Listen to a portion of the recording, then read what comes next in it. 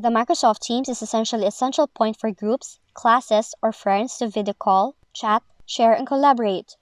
But if you're having some issues with your Microsoft Teams during screen sharing, such as it appears blurry or pixelated screen that looks something like this, follow these easy steps to fix the problem.